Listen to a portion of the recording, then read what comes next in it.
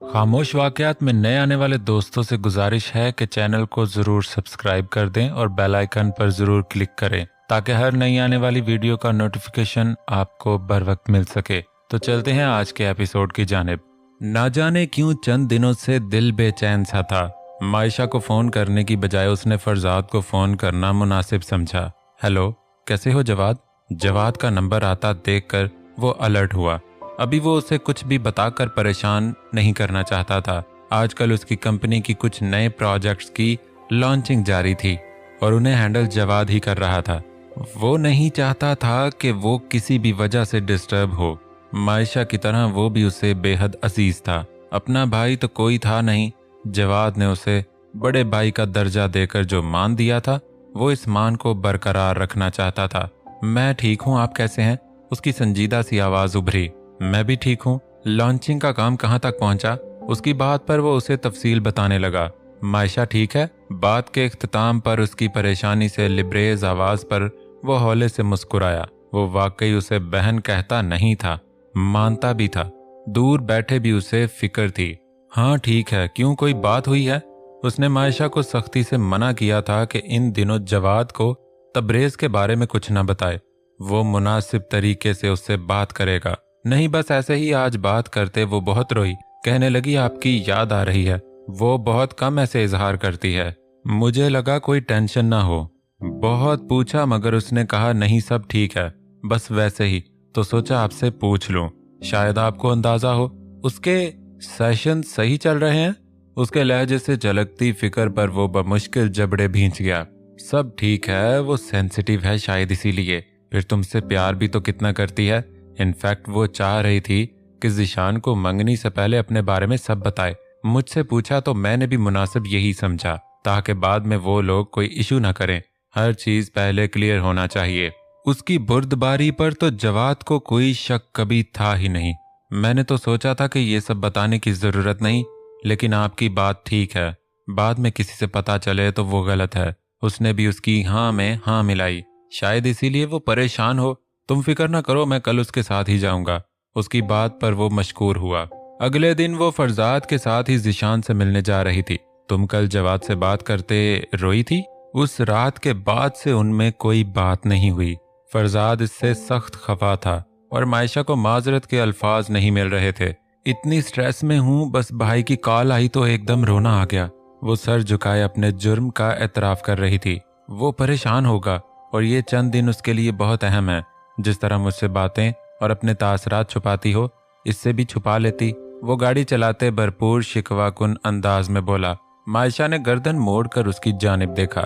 Black jeans पर black ही shirt और इस पर कैमल कलर की जैकेट पहने, आंखों पर गॉगल्स लगाए वो संजीदा सा बैठा था। मायशा ने हाथ बढ़ाकर उसके बाजू पर रखना चाहा, जिसे वो गुस्से से झट चुका था। वो मुंह खोले उसकी नाराजगी पर हैरान थी। I am nothing to you. उसके अल्फाज मायशा को अंदर तक गोया चीर कर रख गए। ऐसी बात नहीं है। वो उसे मनाना चाह रही थी मगर वो तो शदीद गुस्से में भरा बैठा था। ऐसा ही है, मैं तुम्हें देख चुका हूँ और अपनी हैसियत भी तुम्हारी जिंदगी में समझ आ गई है। मुझे दोस्त समझती तो सबसे पहले बताती। मायशा, दोस्ती सालों पर मुहित नहीं होती। जरूरी नहीं कोई 10 साल से दोस्त है तो वो ज्यादा अहम है और कोई चंद महीनों का दोस्त बना तो वो कम अहम है। बात वफादारी की होती है। आप सालों किसी के साथ वक्त गुजार देते हैं और चंद लम्हों में मालूम होता है कि वो सब तो धोखा और फरेब था।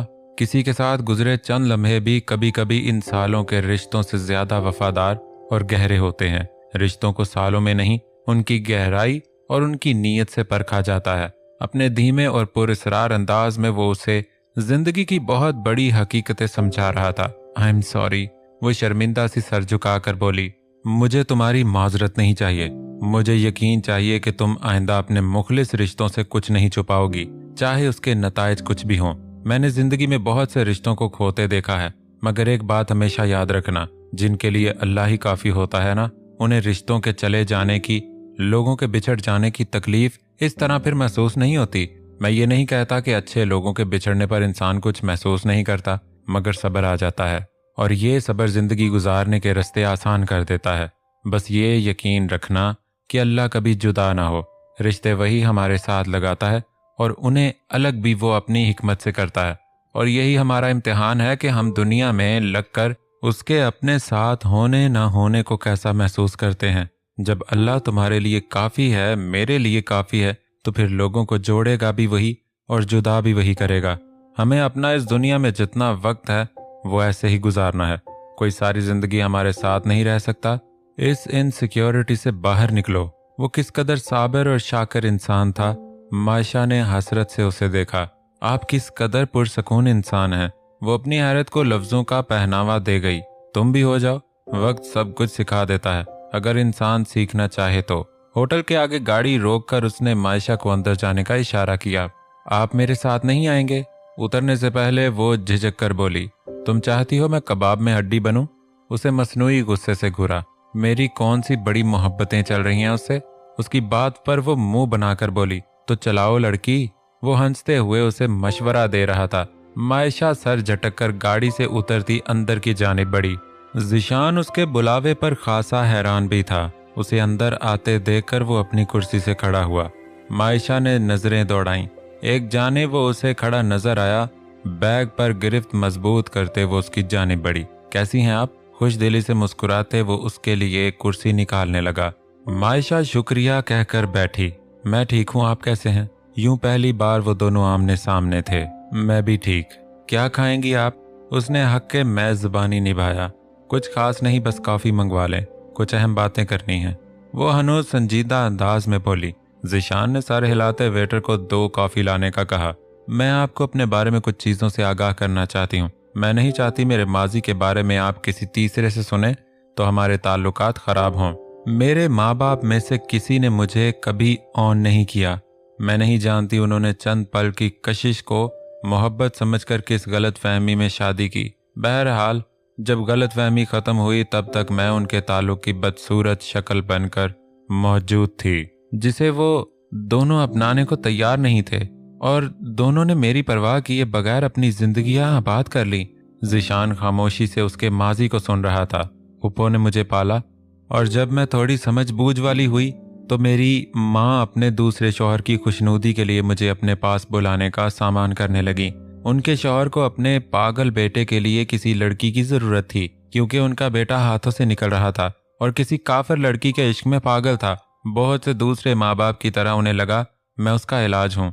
मेरे वहां जाने के कुछ अरसे बाद उनके बेटे से निकाह हुआ और फिर मैं उसी के साथ रहने लगी, मगर वो सिर्फ पेपर मैरिज ही थी। जिशान अब की बार चौंका। जवाद भाई भी मेरे स्टेप ब्रदर ही हैं, मगर उन्हीं की वजह से मैं इस जहनी मरीज से बचती रही। मगर नहीं जानती थी कि वो पागल बहुत बड़ा प्लान मेकर है। अपने एक कोलीग के साथ मिलकर उसने मुझे उसकी मोहब्बत में मुब्तला करवाया। कच्ची उम्र की मोहब्बत थी। वो अजनबी शख्स मुझे अपना सबसे बड़ा हमदर्द लगा, और इस बात से अनजान कि वो मेरे ही शौहर का दोस्त है और दोनों मिलकर मुझे ट्रैप करना चाहते हैं। मैं उसकी मोहब्बत में मुब्तला हो गई। जिशान के चेहरे का रंग बदला। वो हमारे सामने वाले अपार्टमेंट में रहता था। मैं रोज उससे मिलती थी, उसके अपार्टमेंट भी जाती थी, मगर अल्लाह गवाह है कि मेरी नीयत में मोहब्बत के सिवा कुछ नहीं था। मगर उसकी नीयत बहुत अरसे बाद खुली, जब मेरे शौहर ने मेरा मैरिटल रेप करना चाहा। मैं हैरान होती हूँ, औरतें कहती हैं ये मर्द का हक है। ये कौन सा हक है कि अपनी ही बीवी को नोच खसोट कर आप ये कहें कि आपने बीवी का हक अदा किया? ये हक अदा करना नहीं, ये हक पर डाका डालना है। अल्लाह फरमाते हैं कि अपनी बीवियों के मामले में बहुत एहतियात करो, उनके साथ बर्ताव में ध्यान रखो। तो क्यों हमारे मर्द इस बात को नहीं जानते कि वो औरत के जिस्म पर तभी हक रखते हैं जब वो भी रजामंद हो। अगर बीवी नहीं चाहती तो क्या इससे ज़बरदस्ती करके वो कौन सी मोहब्बत के दावेदार बनते हैं? मैं जब उससे भागकर अपनी माँ के घर पनाह लेने गई तब उनके दूसरे शौहर ने मुझे औरत जानकर मेरा फ़ायदा उठाना चाहा। वो रात मुझ पर बेहद भारी थी। जब उस मर्द से मेरी माँ ने मुझे बचाया तो मोहब्बत के नाम पर मुझे बेवकूफ़ बनाने वाले ने मुझे नोचना चाहा। उस रात जवाद भाई ने मुझे उस शख्स से बचाया। उस रात जिस्मानी जख्मों से तो मैं बच गई, मगर इन 3 मर्दों ने मेरी रूह को घायल कर दिया। मैं एक तवील अरसे डिप्रेशन का शिकार रही, ड्रग्स इस्तेमाल करने लगी। फिर सरफरजाद की सूरत एक फरिश्ता अल्लाह ने मेरी जानिब भेजा। मेरा भाई तक मुझसे रूठ चुका था कि मैंने उससे सब छुपाया। 2-3 साल जवाद भाई मुझसे नहीं मिले। मैं उन्हीं के एक दोस्त के साथ रहती थी, भाइयों जैसा जेम। वो हौले से मुस्कुराई। फिर मैंने कंपटीशन में हिस्सा लिया, सर से मिली, वो पाकिस्तान ले आए, मेरा इलाज भी चल रहा है अल्हम्दुलिल्लाह। अब ड्रग्स और डिप्रेशन से मैं बहुत हद तक दूर हो चुकी हूँ। मगर जिस शख्स ने मुझे डिच किया वो यही है, सर फरजाद का जानने वाला। मैं उसके खिलाफ मी टू की कैंपेन चलाने वाली हूँ।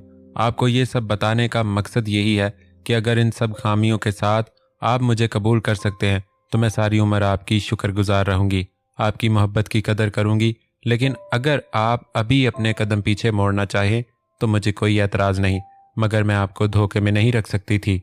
अपनी बात समेटते वो साफ गोई से बोली। ज़िशान कितने ही लम्हे कुछ न बोल सका। अपनी इतने सालों की तकलीफ़ों को चंद मिनटों के खुलासे में बयान करके वो उसे अंगुश्ते बदनिदां कर चुकी थी। वो हैरान था कि वो किस कदर मजबूत लड़की थी। वो तो शायद उसे कबूल कर लेता, मगर उसके घर वाले, क्या चच्ची ये सब जानती हैं? उसके सवाल पर मायशा ने नफ़ी में सर हिलाया। फूफो पहले ही मुझसे दूर होकर बहुत तकलीफ से गुजरी हैं। मैंने फ़िलहाल उन्हें नहीं बताया, लेकिन जाहिर है अब जब कैंपेन चलाऊंगी तो उन्हें सब बताऊंगी। वो सादगी से बोली। इतनी देर में काफ़ी सर्व हुई, मैं अपने पेरेंट्स से डिस्कस करना चाहता हूँ। मायशा ने एक नज़र उसकी जानिब देखा, हौले से सर हिलाया। मुझे कोई एतराज़ नहीं। यकदम अपने इरादों में एक अटल सा चेहरा नज़रों में घूमा।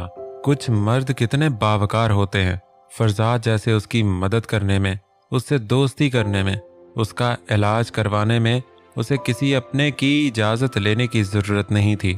वो हर फैसला अपनी ईमा पर करने वाला हकीकत में एक घनी छांव था। और कुछ मर्दों को अपने फैसले करने के लिए भी दूसरों के कंधों की ज़रूरत होती है।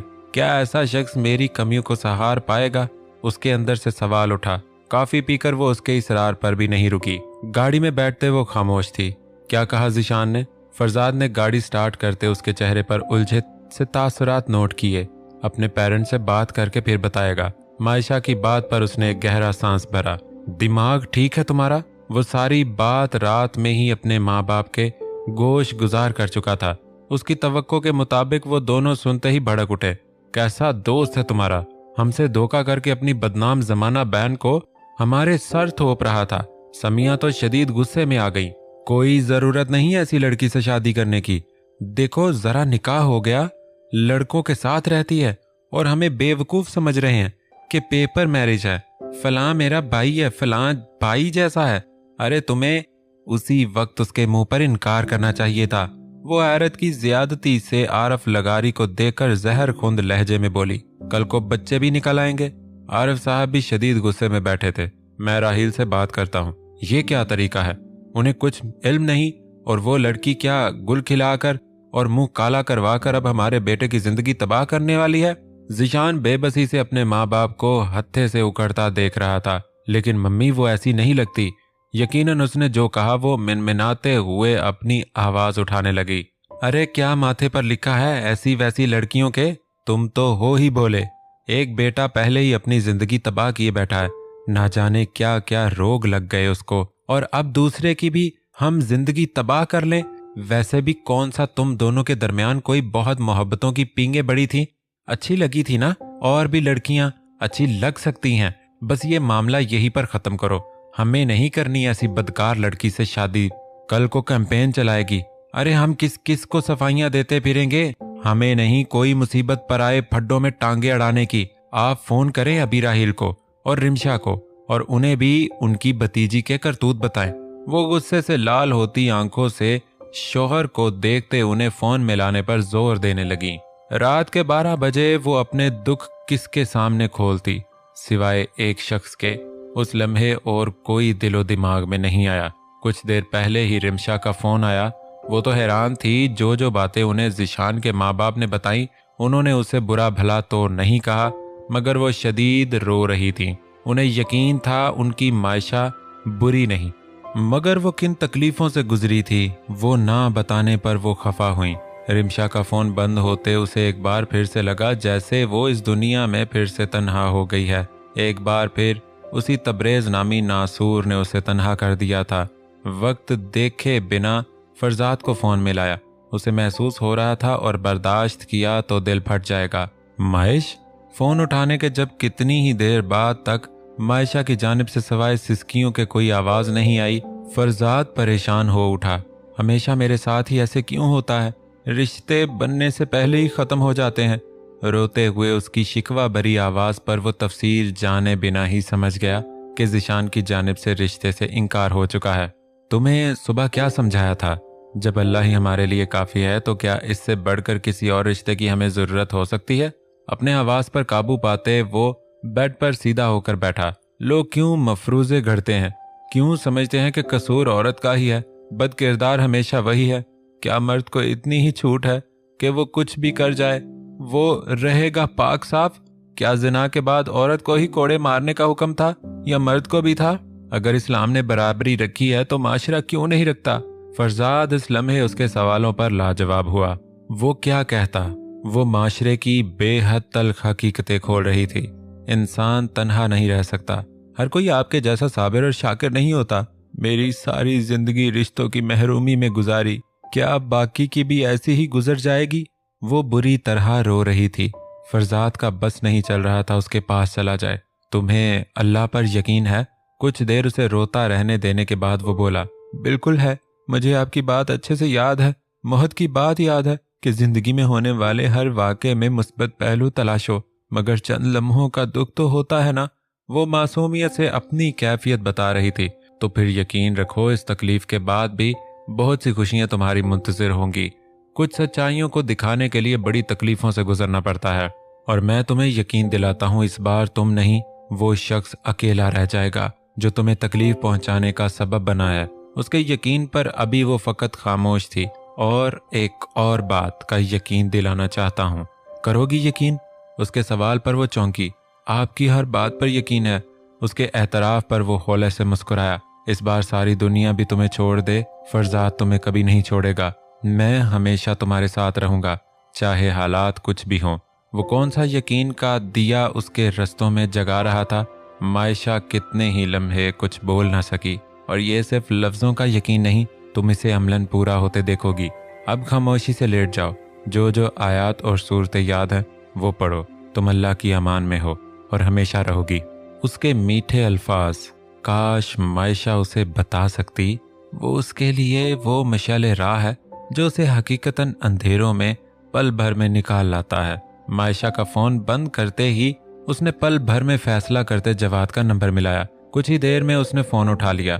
खैरियत? वहां तो रात के 12 बजे हैं। मायशा ठीक है, अभी ज़ीशान के घर वालों ने इनकार भेजा है, तो उसे भी इतला मिल गई थी। उसका परेशान सा लहजा फरजाद को भी तकलीफ से दो चार कर गया। क्या तुम मुझे मायशा के लिए बेहतरीन हमसफर समझते हो? फरजाद के सवाल पर वो बुरी तरह उलझा। वो क्या कह रहा था? आप क्या कह रहे हैं? मुझे कुछ समझ नहीं आ रही। वो वाकई शशदर था। मैं मायशा से शादी करना चाहता हूँ। तुम्हें कोई एतराज तो नहीं?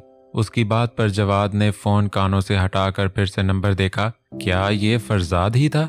अजीब घामड़ हो यार। मैं होशो हवास में तुम्हारी बहन का हाथ मांग रहा हूँ। उसकी तवील होती खामोशी पर वो चिढ़ा। आपसे बेहतरीन उसके लिए कोई और हो ही नहीं सकता। वो किस कदर खुश और हैरान था वो उसे बता नहीं सकता था।